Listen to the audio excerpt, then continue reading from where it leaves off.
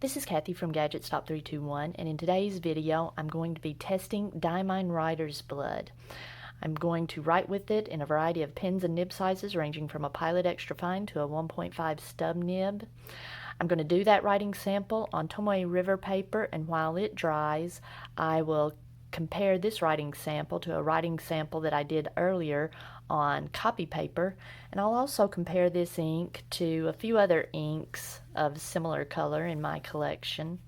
Now, these pens have been dipped in a sample of writer's blood that I got from Goulet Pens. I did this first writing sample with my dip pen, and you can see how heavily it came off when I did my little scribble before I started writing. And the ink began coming off pretty heavily, and then the nib, you could think of it as it dried out pretty quickly, but then I just rotated the nib a little bit and then it started coming off the nib, you know, heavier like it did before. And I did a little swatch with my tweezers. I just dip my tweezers in the ink with them pinched together and do a little swatch, and you see it starts out really dark, but you can see some lighter maroon where the ink is put down lighter. So I'm kind of excited about this ink. I'm going to begin with my Pilot 78G with an extra fine stainless steel nib.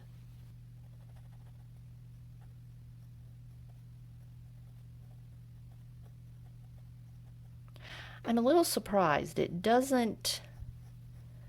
feels a little bit scratchy, and on a few other writing samples that I did on other papers, it felt noticeably smoother than this. I'm going to put not smooth. I wouldn't really call it scratchy, but it is not smooth.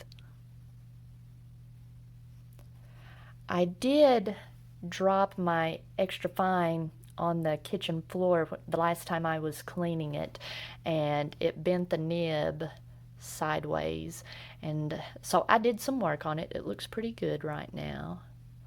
I had to straighten it back up.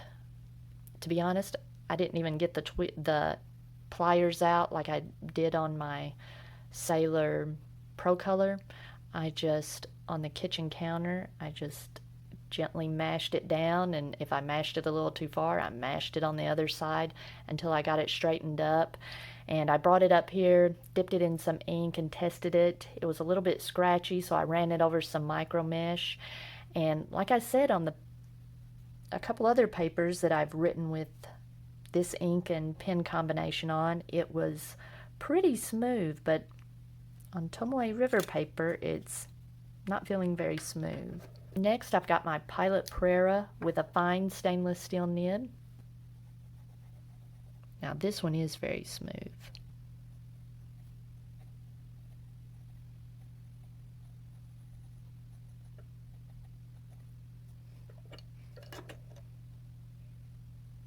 And I like the amount of ink that the nib is laying down.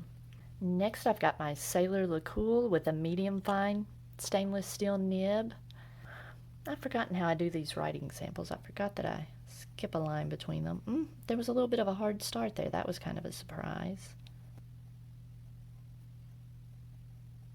And this is not feeling as smooth as it did on my other writing samples. I'm going to do more than one line.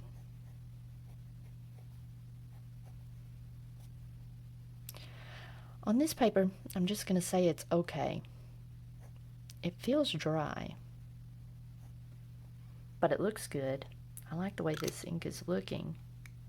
Next, I've got my Quebeco Prokao all black with a medium nib. It's also stainless steel. I'm going to zoom in just a little bit.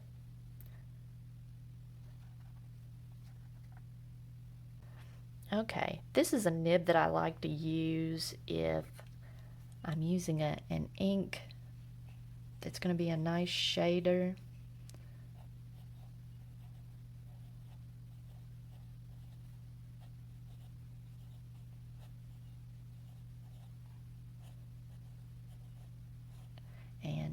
like the way this is feeling on the paper. just a little bit of feedback. It's not too wet. I don't like medium nibs to be too wet. That's nice. I like it. I just don't find myself using medium nibs that much for journaling because I use a lot of grid paper. I like grid paper from, I guess that goes back to my days as a math teacher. And the grids tend to be smaller, so I tend to prefer finer nibs. Next, I've got a Pilot Pluminix. This is the little short one.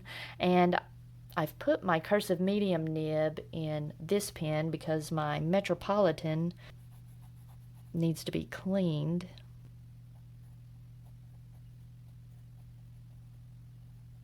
I find that I prefer the grip sections for the 78G and the Metropolitan over this faceted Pluminix. My first impressions of this section were, yeah, that's fine. I'll enjoy using this. But that forced grip, I get tired of it. I didn't realize how much I reposition my fingers as I write, and it just gets tiresome being forced into that grip. But sometimes this nib can write a little dry, and with some inks it's unpleasant, but this is nice and smooth. I bought a new nib to use sometimes on my new Quebeco AL Sport, but when I'm not using it in the AL Sport, I'm going to put it in my Lilliput to use for ink samples and that, or ink testing, and it's a stainless steel double broad.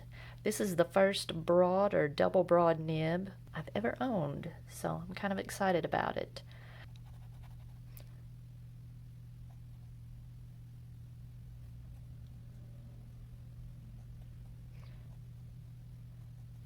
And I do have some notebooks that have a wider lined ruling. I might start using those for journaling and use some of these larger nibs. I guess it kind of goes without saying, but this is very smooth. I'm curious to see if there are going to be any inks that won't feel smooth in that double broad nib. And finally, I've got my 1.5 stub nib.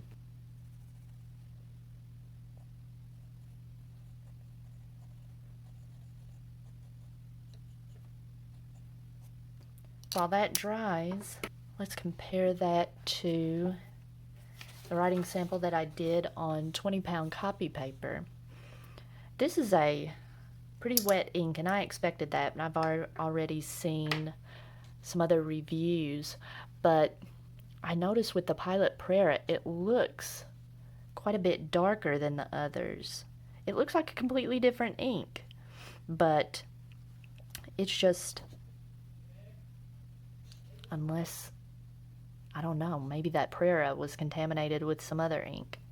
I like this ink in finer wet nibs, but really all of these were nice. The Quebeco Prokao and the Sailor Lacoule were very pleasant on this paper because they're not super wet writers.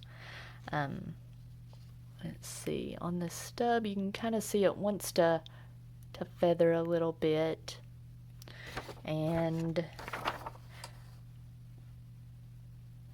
let's see, even the extra fine came through in a few little places, but in a fine nib this is pleasant to use on copy paper. It does feel a little wet in the broader nibs. Now the Pilot Pluminix is a drier writer, that cursive medium, so that wasn't too bad.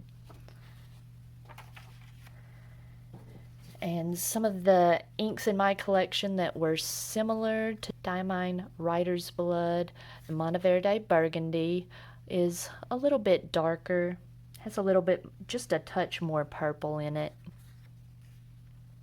Rouge Granat is more red, but it has that same feature that when it's laid down heavier, it's really dark. There's a wide range of color, a lot of shading.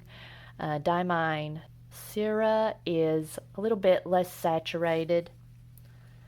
Similar color though, just a little less saturated. Sailor Manyo Kuzu is very similar in the way that it shades and how saturated it is, but it's got just a touch more purple.